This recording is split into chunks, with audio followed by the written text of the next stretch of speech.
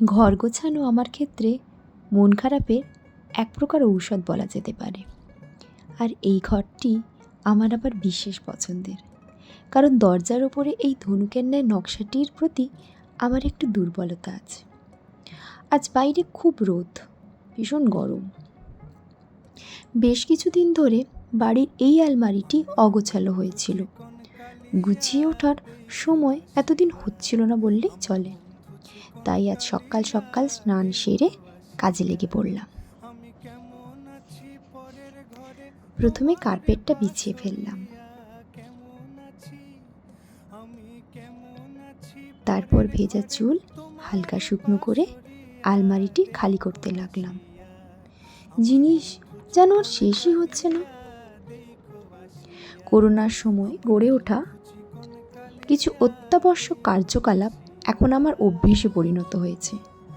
যেমন বাইরে থেকে এসে আগে পা ধুয়ে তারপরে ঘরে ঢোকা, বা বাইরে থেকে এসে প্রথমেই পোশাক পরিবর্তন করা, বা বাইরে থেকে কিছু এলে তার জীবাণুমুক্তকরণ, ইত্যাদি ইত্যাদি।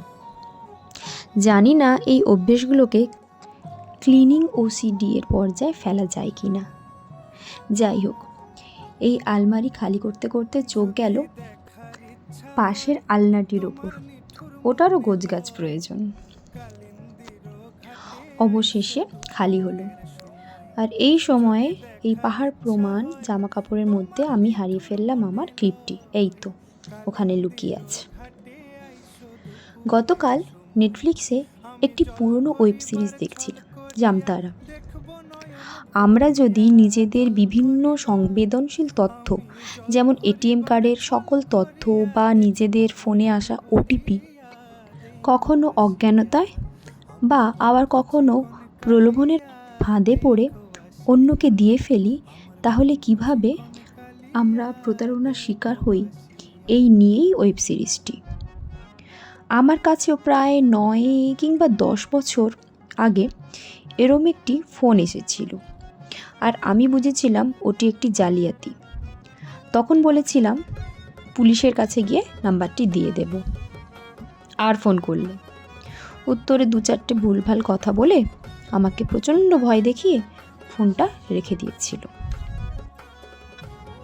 কিছুদিন আগে শিলিগুড়ির হংকং মার্কেটে গিয়েছিলাম, কিন্তু হাতে সময় খুবই অল্প থাকার কারণে কেনাকাটি করে উঠতে পারিনি। তখন মনটা একটু খারাপ হয়ে গিয়েছিল। একটা সাদা জামা নেবার ইচ্ছে ছিল, কিন্তু বাড়ি ফিরে যখন আলমারির দিকে চোখ যায়, তখন মনে মনে বলি, ভাগ্যিস হাতে সময় ছিল না কিছু কেনার। মাঝে জামা কেনার ভূত এমন চেপেছিল মাথায় যে সেই ভূত নামাতে আমাকে ফোন থেকে মিন্ত্রাটি মুছেই ফেলতে হয়েছিল। অতিরিক্ত নিয়ন্ত্রণহীন কেনাকাটি করাটা আমার ঠিক বলে মনে হয় না। আর কথাতেও বোধহয় তাই আছে, কোনো কিছুরই অতিরিক্ত ভালো নয়। আর এদিকে আমি একটু একটু করে গুছিয়ে ফেললাম জিনিসগুলো। কাপড়ের এই বাক্সগুলো অনলাইনে কিনেছিলাম, ছোট ছোট জামা কাপড়গুলো রাখবো বলে। আলমারিতে রাখলে এগুলো ছড়িয়ে ছিটে যায়, আর প্রয়োজনে খুঁজে পাওয়া যায় না। আর এইভাবে গুছিয়ে রাখলে দেখেছি প্রয়োজনের সময় খুব চটজলদি খুঁজে পেয়ে যায় জিনিসগুলো। গোছানো গাছানো জিনিসপত্র কেমন যেন আলাদাই প্রশান্তি দেয় মনে। যেখানে জিনিসপত্র অগোছালো হয়ে থাকে, আমার কেন জানি না ওখানে থাকতে খুব অস্বস্তি হয়। শুধু গোছানো নয়, আমি আগে প্রায়শই ঘরের খাট আলমারিরও স্থান পরিবর্তন করে গৃহাভ্যন্তরের রেখাচিত্র পাল্টে ফেলতাম। এতে 2টি জিনিস হতো। 1, ঘরের নতুন রূপ মনে একটা আলাদাই ভালো লাগার অনুভূতি দিত। আর 2, সমস্ত ঘরের ধুলো পরিষ্কার হয়ে যেত এই সুযোগে। ঘেমে নে শেষ হলো আমার আজকের কাজ। জলই খেতে ভুলে গিয়েছিলাম কাজের মাঝে। আজকের মতো টাটা, আবার দেখা হবে।